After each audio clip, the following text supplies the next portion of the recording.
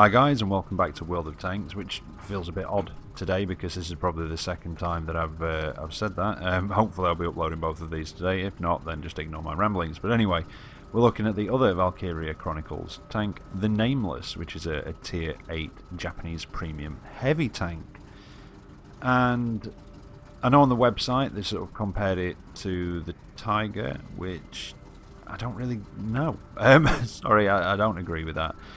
I would say, I mean, in a way, it kind of reminds me a little bit of the Tiger 2, but I would say it reminds me more of maybe the VK4502A. In fact, it sort of kind of seems like an up-armoured, up-gunned, faster version of that. And this has received a nerf. I wasn't quite aware that these were on the PC, but I think from what I've heard, they may have been. I know they were on Blitz, but I'm not sure. But anyway, the Nameless has received a nerf, apparently to its commander's hatch.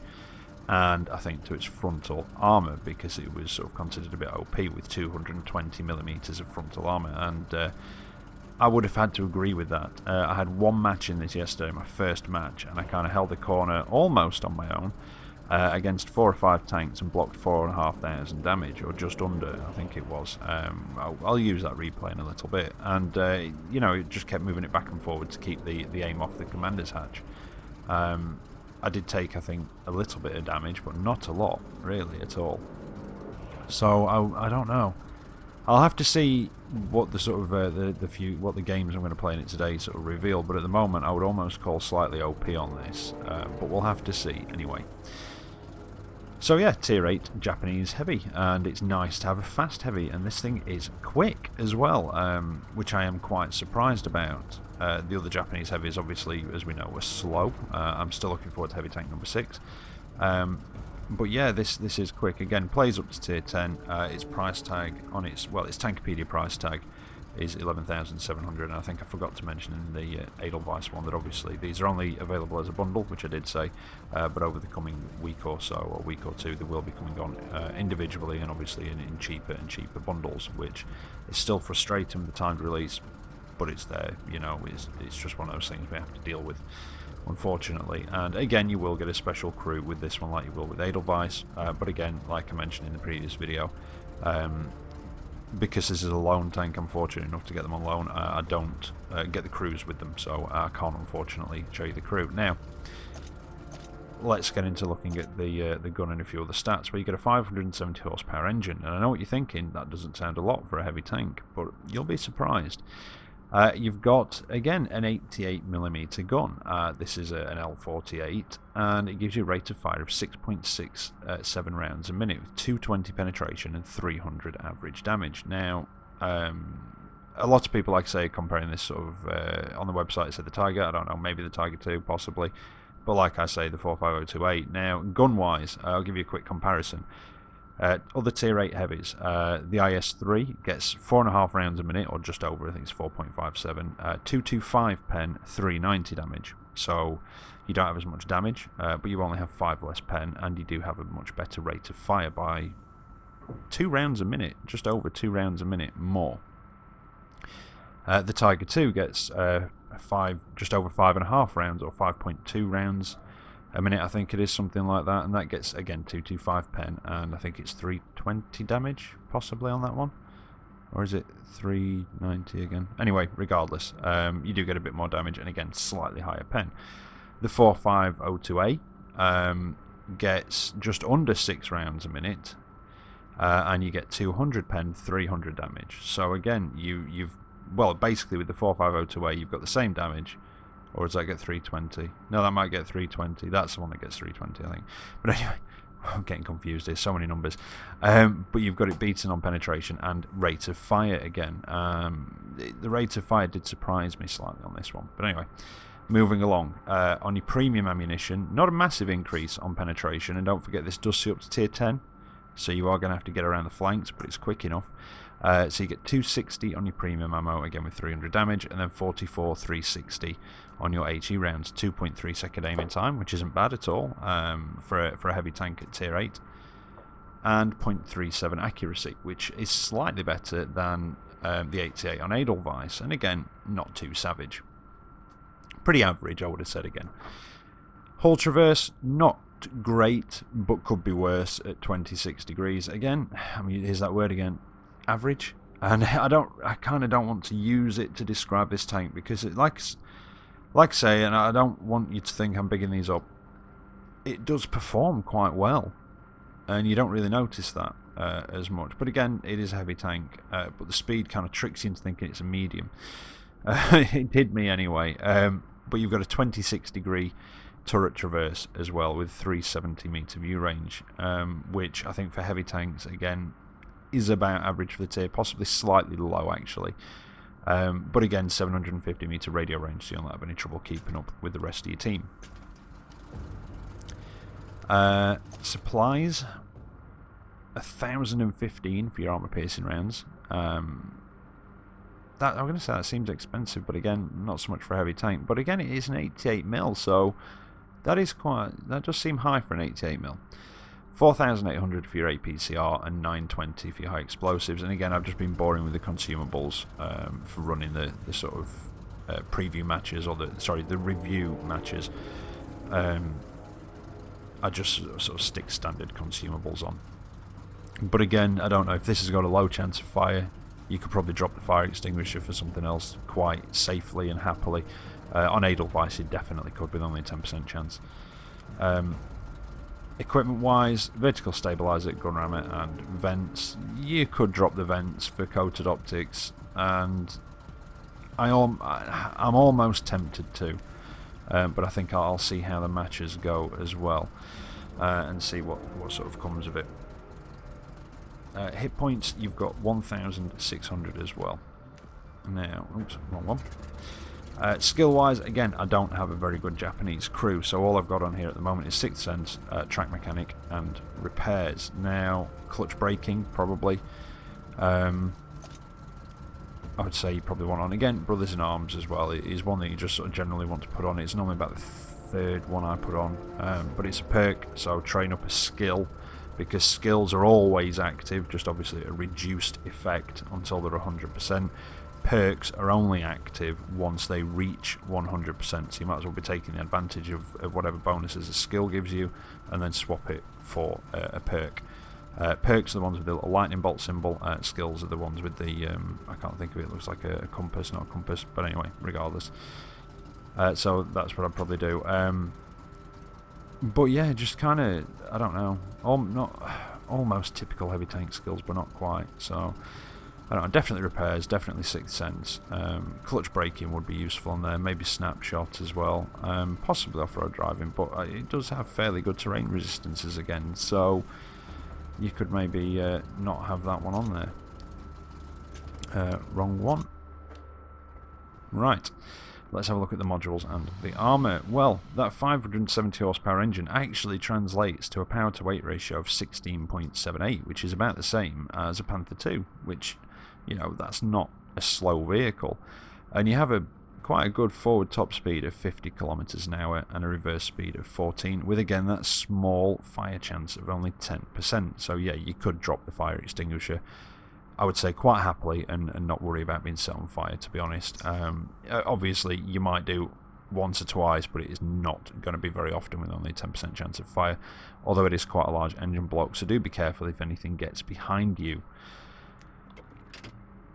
The gun, this one does not have particularly good gun depression, but you get a 9-second reload time. We've already covered aim time and what have you. Elevation, again, is only 15 degrees, which is slightly on the low side.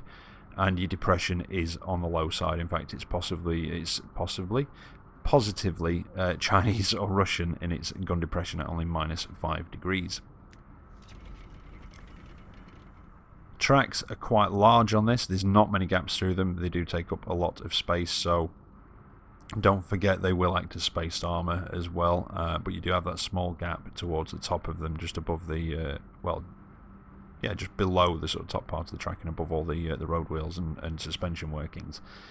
Terrain resistances aren't too bad actually, 1, 1.2 and 2.3. So I mean, you could get off-road driving to improve them, but they're not bad as they are. Your concealment, by the way, is bad. This is a very tall tank. It's 0.09 stationary and 0.06 moving, so you're not going to be sneaking up on people in this very easily. turret on top. Your radio is quite small, just in the left hand side of the turret, just under the commander's cupola. And in fact the turret does remind me a lot of sort of the look of the stock turret on the Tiger II and the VK450-2A with that rounded front on it. It is quite a similar shape, and it almost looks German with that huge top hat of a cupola on there as well.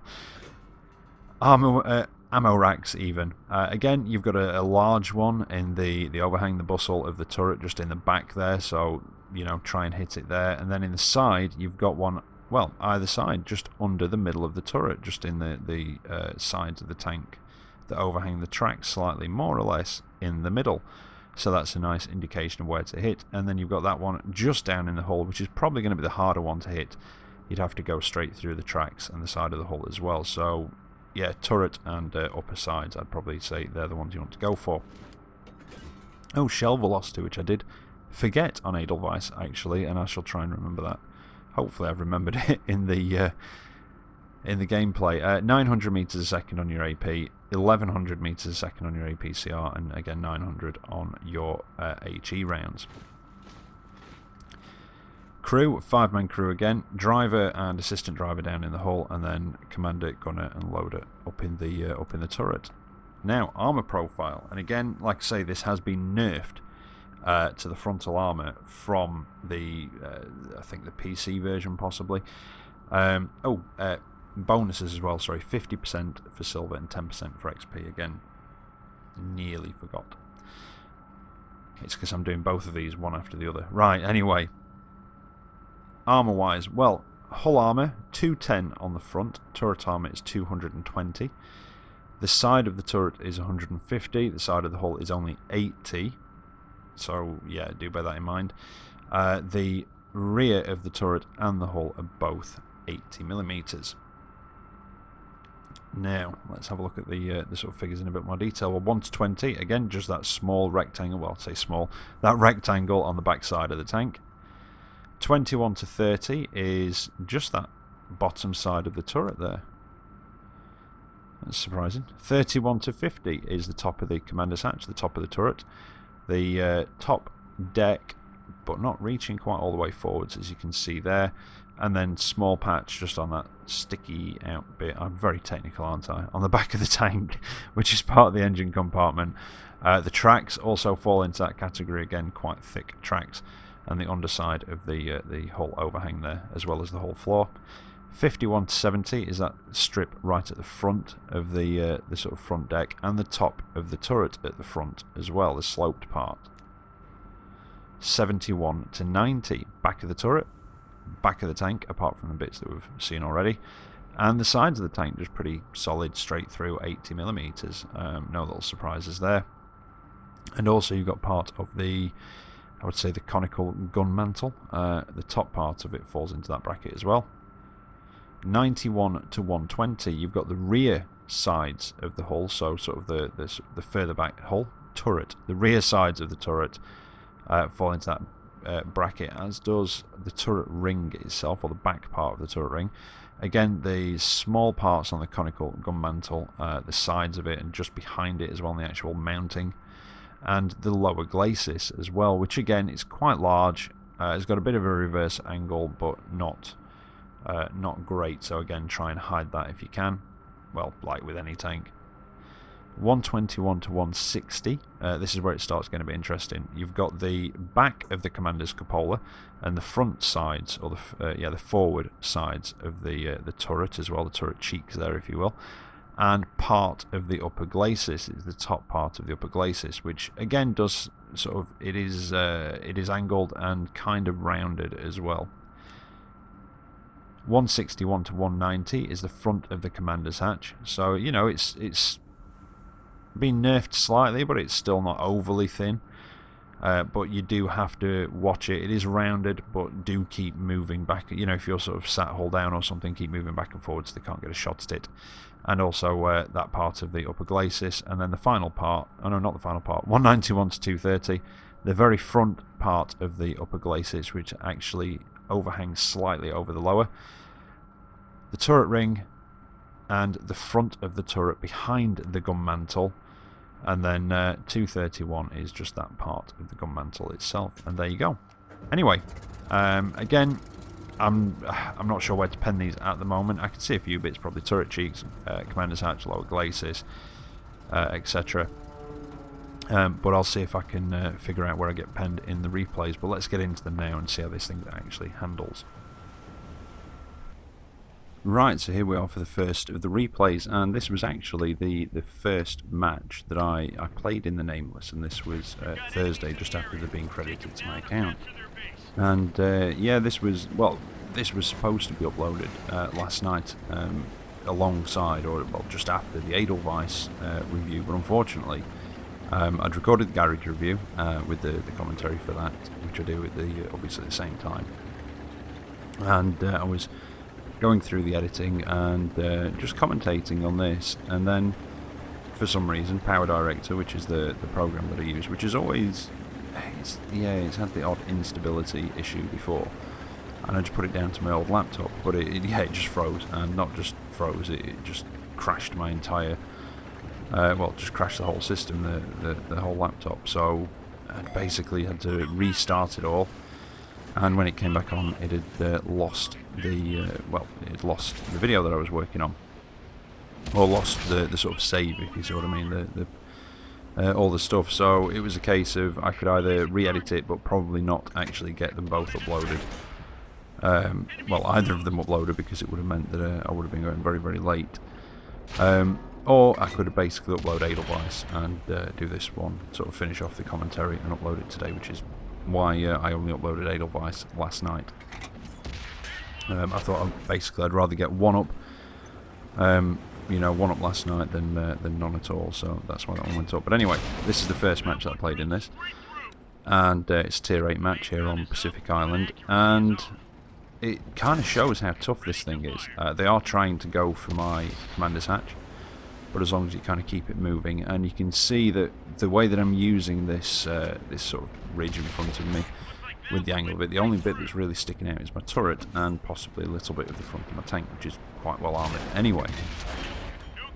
Now, a couple of things with Nameless. It is a very quick heavy tank, and it's quite light as well. It only weighs about 36 or 38 tons, I think it is now. To give you an idea, that's sort of your average tier 8 medium tank weight. The Tiger 2, tier 8 heavy, weighs about 68 tons. The IS-3, I think, is about 58 tons. The Carnarvon is about 62, I think it is, something like that, tons roughly. So this is quite a light tank for a heavy tank, and that's why it's got that sort of fairly good power to weight ratio of 16.9, whatever it was, horsepower per ton, which is actually slightly better than a Panther 2, to give you an idea of what that's like. And it does have a fairly good top speed on it as well. I'll say fairly good, it's got a good top speed for a heavy tank. But my performance in this hasn't been as consistent as it has been in Edelweiss, as you saw by the matches that I did in that video, and the results screen that I showed you. Obviously, I did have one really bad round, which I think I used the results for, and one kind of very mediocre round. But apart from that, they've all been good rounds with good results. So I've had very consistent performance in that. I haven't had as consistent performance in this.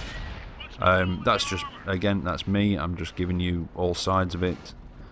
Obviously this is quite a decent match, quite a good performance in this tank. But I don't sort of give you a false positive, if you see what I mean. I want to give you the whole story, and I haven't been as consistent, and I think I have used some of the result screens to give you that example as well. And I think possibly two reasons for it. One is in a few matches I have allowed the speed of this to get me into trouble. By sort of going a bit too far forwards, because you don't expect it to be quite as quick as it is, and you sort of end up, if you're not careful, you can end up a bit too far forward, away from the rest of your team. And the other one is that gun depression. -5 now. A lot of the Chinese tanks only have -5 gun depression. In fact, before a month or two ago, before they got buffed, some of them only had -3, and I can use those. Some of the Russian tanks have only got -5, and it's not that much of a problem. You can adapt to it without too much issue. However, it seems to be a bit more of an issue on Nameless because it's a tall tank. Now, if you think about the Russian ones that have generally got the bad gun depression, not always, you know, there are exceptions. Oh, sorry, before I carry on the results screen there. That was my first match in it, and I was quite pleased with that result. It's quite a nice heavy tank to use, and it's nice to have a mobile Japanese heavy tank. And you can see sort of quite, you know, how tough the armour is. Blocked, what was it, just under 4,500 damage. So yeah, it has got quite tough armour, but you've got to keep it moving backwards and forwards so they can't hit your commander's hatch. But yeah, what I was saying about the gun depression, because it's a tall tank, you really do have to think about your placement, and it has been an issue for me a couple of times where just silly small bumps in the ground will mean that you can't get your gun down and shoot at something. So you really do have to think about your placement. I mean, there's a tiger next to it, you can see it's taller than that. And I think there was possibly an IS-3 that might be brawling with a couple of people. And anyway, basically it sort of happened that we ended up kind of going past each other sort of thing, and it ended up behind me. And I was trying to turn my hull, but I ended up turning my turret as well, and was sort of facing a bit over the back of the tank, and I couldn't get the gun down to shoot at the back of the IS-3.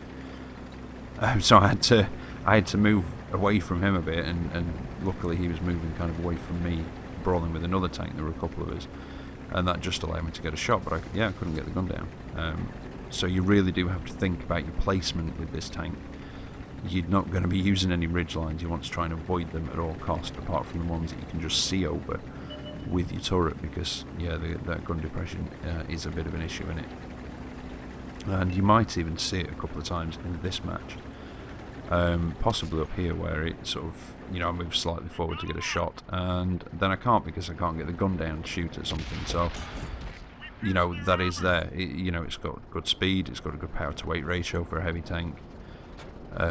The gun's quite nice because you know, it's only got slightly less pen than IS-3, Tiger 2. It's got more pen than the VK4502A.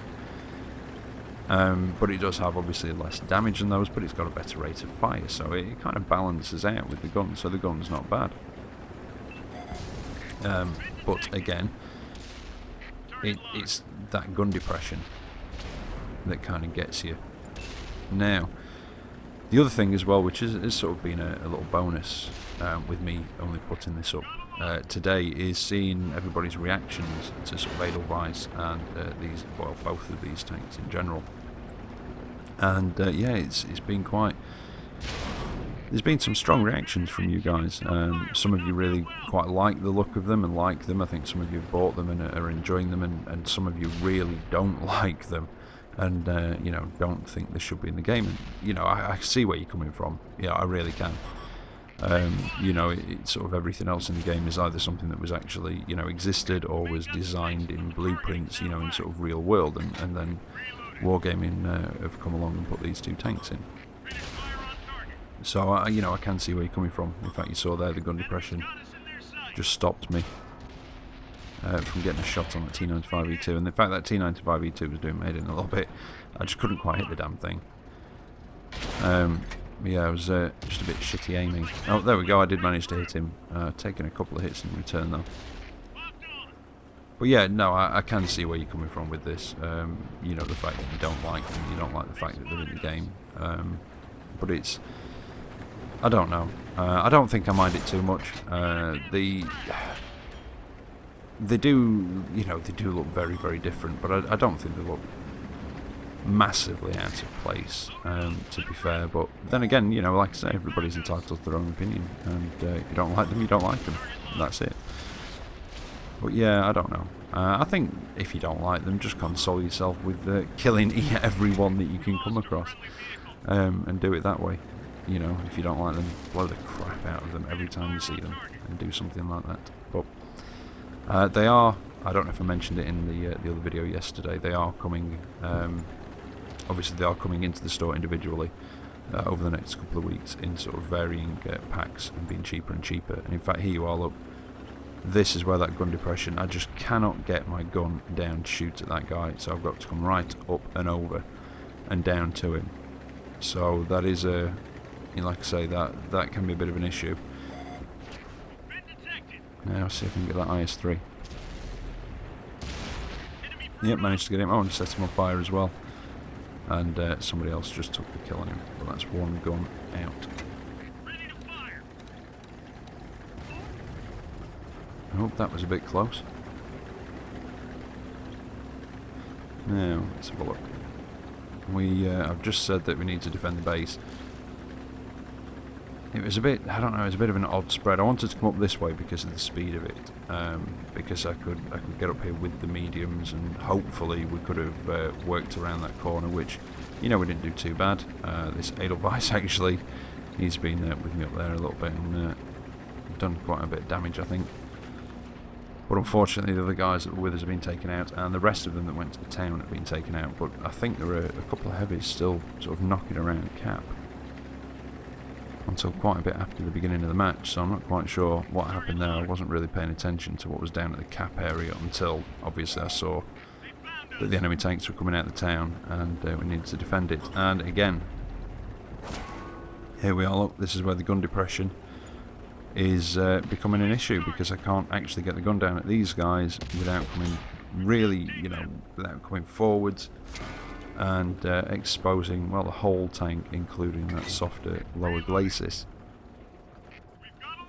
And it is because it's so tall. If it wasn't as tall, the gun depression, you know, it would be annoying, and there are people who wouldn't bother with it because of the gun depression, because they don't like tanks with low gun depression. And, you know, again, it's fair enough, not everybody does. But yeah, you really got to think about your placement. Like I said before, I can't emphasise that enough. And yeah, it's not looking good at this point, unfortunately. The Edelweiss had managed to get back towards Cap, but I think he's been taken out, and it was unfortunate that I kind of got intercepted by these two guys, because it's held me up, and you know, I'm now in between them. There's another heavy tank back at Cap with RT, and they're trying to fend them off. I'm going to do my best to try and fend these guys off, but I don't think I'm going to have much luck. Although I am bouncing.